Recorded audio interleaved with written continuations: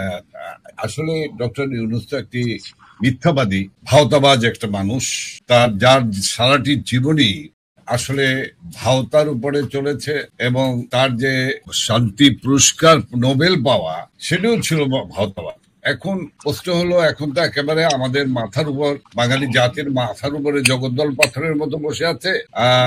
মাননীয় প্রধানমন্ত্রী শেখ হাসিনা যখন এই ইউনূস সম্পর্কে দেশবাসীকে জানিয়েছেন বারবার, অনেক আগে থেকেই তিনি বলছিলেন তার নৈতিকতা, তার চারিত্রিকতা, সবকিছুই উনি বলছিলেন। তখন কিন্তু আমরা আসলে আমলে নেই সঠিকভাবে। প্রমাণই হলো যে মাননীয় নেত্রী শেখ হাসিনা, মাননীয় প্রধানমন্ত্রী শেখ হাসিনা, বঙ্গবন্ধু কন্যা শেখ হাসিনা যে আগাম আভাসগুলি দিয়েছিলেন, বার্তা দিয়েছিলেন, সেটাই সঠিক। কাজে এই ইউনূস এই ঈদের পরে সামনের ঈদে বাড়িতে গিয়ে রোহিঙ্গারা বাড়িতে গিয়ে ঈদ উদযাপন করবে, এগুলো হলো তার নাটক। এগুলো ছিল নাটকবাজি। সে যে নাটকের উপর, যে অন্তর্নিহিত গভীর ষড়যন্ত্রের মধ্য দিয়ে আজকে আমাদের মাথার উপর, জাতির মাথার উপর জগদ্দল পাথরের মতো বসছে, সে আসলে এভাবে বলতেই থাকবে। এভাবে ভাই, এইটা আমি একটু ইন্টারাপ্ট করি। ওকে, লেটস কাট দিস ক্লাস। মানে আমাদের অনেকের প্রশ্ন হচ্ছে, মানে যে আপনি যেহেতু আমাদের আওয়ামী লীগ হাই কমান্ডার যারা আছে অনেকের আগে, এবং আওয়ামী লীগের নেতৃত্বে, শীর্ষ নেতৃত্বে অনেকের আগে আপনি কিন্তু অনলাইনে নিজেকে প্রকাশ করছেন এবং আওয়ামী লীগের তৃণমূল কর্মীদের উদ্দেশ্যে কিছু বার্তা দিচ্ছেন। ঠিক আছে, উই অ্যাপ্রিসিয়েট ইট ভেহেমেন্টলি। এমন কথা হচ্ছে যে এইটা কি আপনি স্বপ্রণোদিত হয়ে, মানে নিজের ইচ্ছায় করছেন নাকি এই নেতৃত্বের নির্দেশনা করছেন? মানে এইটা যদি বলছেন আমাদের, মানে কারণ হচ্ছে যে আপনার থেকে সিনিয়র লোকজন আছে, কিন্তু আপনি কিন্তু আগে আসছেন সবার আগে সাহসের সঙ্গে। তাহলে আমরা কি আশা করতেছি একটু বলবেন যদি। না, দেখেন, আসলে আপনি যে বিষয়টি, যে লাইভে যে কথার বিষয়টি বলেছেন, সে বিষয়টি ছিল আমার প্রতি আমার নেত্রীর নির্দেশনা, এবং আমিও উপলব্ধি করছিলাম। আমি যখন আত্মগোপনে যেতেই পারলাম জীবিত, তখন আমার মধ্যেও একটি বিষয় কাজ করছিল যে সারা দেশে আওয়ামী লীগের নেতাকর্মী, মুক্তিযুদ্ধের সপক্ষের মানুষদেরকে আমাদের উপস্থিতি জানানো দরকার এবং আশ্বস্ত করা দরকার যে আমরা আছি, আমাদের নেত্রী শেখ হাসিনা আমাদের নির্দেশনা দিচ্ছেন, এবং আমরা প্রতিবাদ প্রতিরোধ গড়ে তুলব। এভাবেই আসলে বিষয়টিকে নিয়েই আসলে সেদিন প্রচন্ড টমার মধ্যে আমি সেদিন হাজির হয়েছিলাম। আমার সেই কথা বলার মধ্যে হয়তো কোনো ত্রুটি বিচ্যুতি বা ছন্দপতন থাকতেও পারে, কিন্তু আমি বলবো যে আমি একদম চূড়ান্তভাবে, একদম চরম অবস্থায় আমি যখন এইটা আমরা সাহসিকতা হিসেবে দেখতেছি নানক ভাই। কারণ হচ্ছে যে আপনি কাগজ পড়েও যদি কথা বলেন, থিং ইজ আমাদের মনে হয়েছে একজন তো আসলো আমাদের সামনে, আর তো কেউ নাই। তো ওই জায়গাটায় আপনাকে আমরা অ্যাপ্রিসিয়েট করি, সম্মান করি। Thank you. অনেক ধন্যবাদ।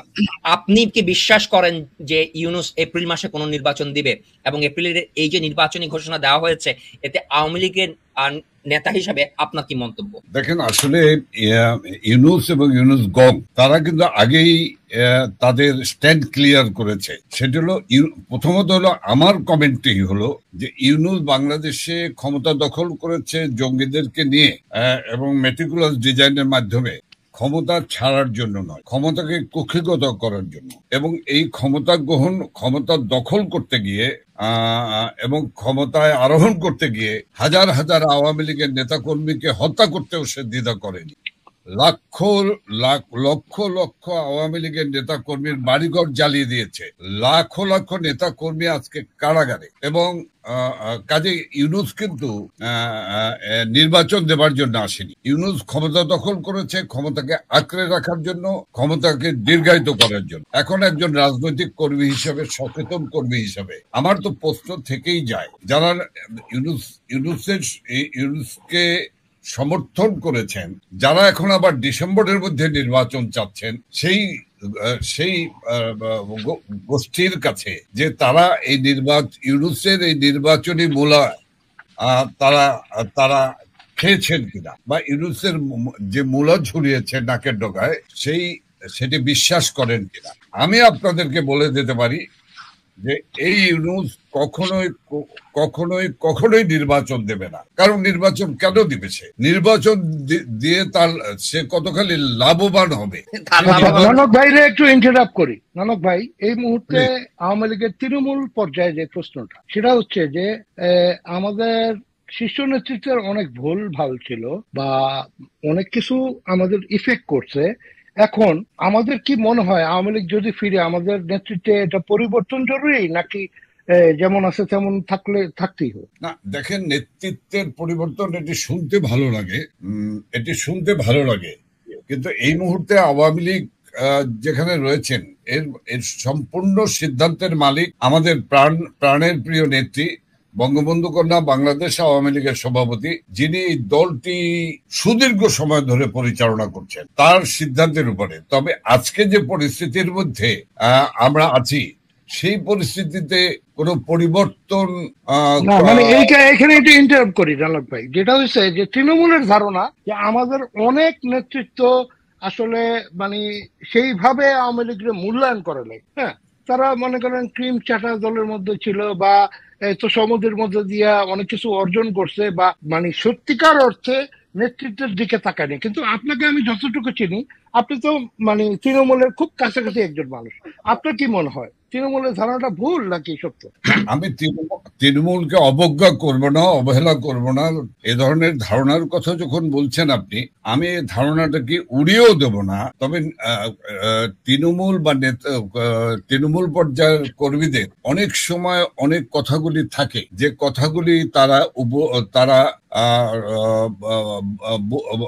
তাদেরকে আত্মস্থ করতে বা সময়টি বুঝতে একটু কষ্টই হয়। আওয়ামী লীগকে নিষিদ্ধ করে কি কেউ কোনোদিন আওয়ামী লীগের রাজনীতি বন্ধ করতে পেরেছে? 1958 সালে জেনারেল আইয়ুব খান আওয়ামী লীগকে নিষিদ্ধ করেছিল, কিন্তু আওয়ামী লীগের কার্যক্রমকে কি নিষিদ্ধ করতে পেরেছে? বা আওয়ামী লীগের রাজপথে চলা বিজয়ের লক্ষ্য নিয়ে কোনো কিছু করতে পেরেছে? 1971-এর 25শে মার্চ দীর্ঘত রাত, যেদিন জাতির পিতা বঙ্গবন্ধু শেখ মুজিবুর রহমান বাংলাদেশের স্বাধীনতা ঘোষণা করেন, সেদিন 26শে মার্চ কিন্তু জেনারেল আইয়ুব খান বাংলাদেশ আওয়ামী লীগ নামক দলটিকে নিষিদ্ধ করেছিলেন। কিন্তু আমাদের বিজয় কেতনকে কি উনি দমাতে পেরেছেন? উনি জেনারেল ইয়াহিয়া খান দমাতে পারেনি, বরঞ্চ আরো তেজদীপ্ত হয়ে 7.5 কোটি বাঙালি আওয়ামী লীগের পতাকা তলে ঐক্যবদ্ধ হয়ে লড়াই করেছে, যুদ্ধ করেছে, পাকিস্তানি হানাদার বাহিনীকে পরাজিত করেছে, দেশমাতৃকাকে স্বাধীন করেছে। আমি বিশ্বাস করি আজকের দিনে যে আওয়ামী লীগকে নিষিদ্ধ করার মধ্য দিয়ে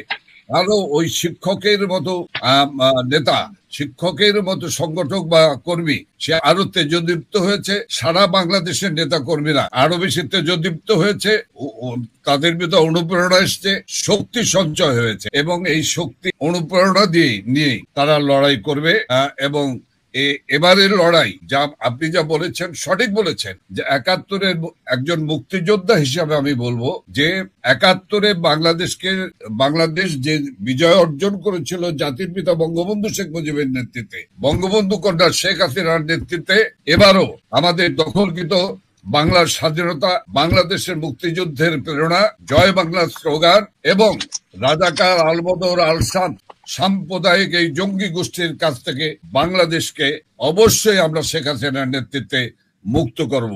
এবং আমি ব্যক্তিগতভাবে বলতে চাই যে আমি সেই দিনটার অপেক্ষায় আছি, এরপরে যেন আমার মৃত্যু হয়। আমি দেখতে চাই আমাদের নেত্রী মাননীয় প্রধানমন্ত্রী শেখ হাসিনা বীরের বেশে দেশে ফিরে গিয়েছেন। আমি যে যুদ্ধ করেছিলাম বাংকারে, হিন্দু মুসলিম বৌদ্ধ খ্রিস্টান ঐক্যবদ্ধ ভাবে লড়াই করেছিলাম, সেই লড়াইয়ের পরে আজকে বাংলাদেশ যারা দখল করেছে পাকিস্তানি আইএসআই শক্তি, সেই পাকিস্তানি গোষ্ঠীকে, জঙ্গি গোষ্ঠীকে আমরা পরাজিত করতে পেরেছি।